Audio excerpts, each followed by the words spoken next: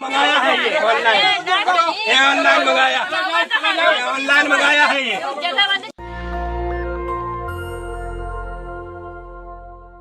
क्या आरएसएस बम फोड़ता है? क्या आरएसएस एक आतंकी संगठन है? इससे पहले भी मुंबई ब्लास्ट के समय कुछ इसी तरह की बातें कही गई थी। उस समय करकरे की मौत को लेकर भी सवाल खड़ा हुआ था। और अब जो बीजेपी में मंत्री हैं आरके सिंह, जो उस समय होम सेक्रेटरी थे, उन्होंने भी इसके संकेत दिए थे। और साध्वी प्रज्ञा, जो अब बीजेपी की मेंबर ऑफ पार्लियामेंट है भोपाल से, उनके खिलाफ भी आतंकवादी हमले की जांच हुई थी।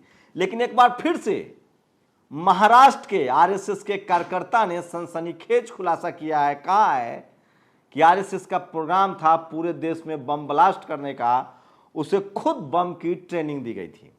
दूसरी बड़ी खबर है, एक पाखंडी का पोल खुल गया।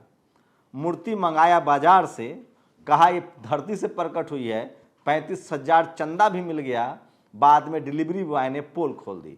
और दिलीप मंडल को लेकर सोचिए, एक दिलीप मंडल जो न टीवी में नौकरी करते हैं, न संपादक है, न अखबार में है, सिर्फ ट्विटर और फेसबुक पर लिखते हैं, वीडियो भी कम ही बनाते हैं। वो क्या खौफ है मनुवादियों में कि उनके खिलाफ ट्विटर पर कैंपेन चलाया जा रहा है।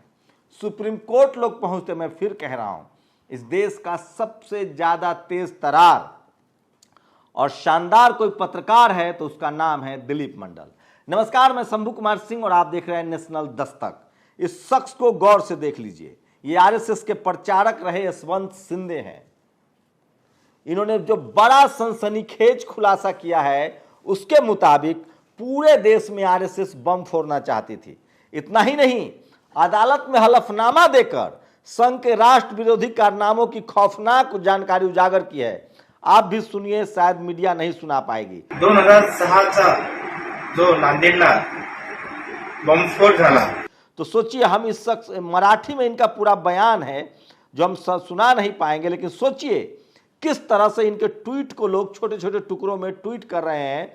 पूरे देश में आरएसएस और बीएचपी मिलकर बम धमाके कराना चाहते थे। पूर्व संघ प्रचारक यशवंत सिंधे का खुलासा। जनसत्ता ने इस खबर को डिटेल से छापा है कि सोचिए किस तरह से इस देश में आरएसएस बम फोड़ती है। हिंदू मुस्लिम की राजनीति होती है। सोचिए, इस देश का पहला आतंकी जिन्होंने गांधी को मारा था, उन्होंने इसका इल्जाम मुसलमानों पर लगाया था। तो मुसलमानों को कटघरे में करने का मकसद ये होता है कि बाकी एससी एसटी ओबीसी माइनॉरिटी के लोग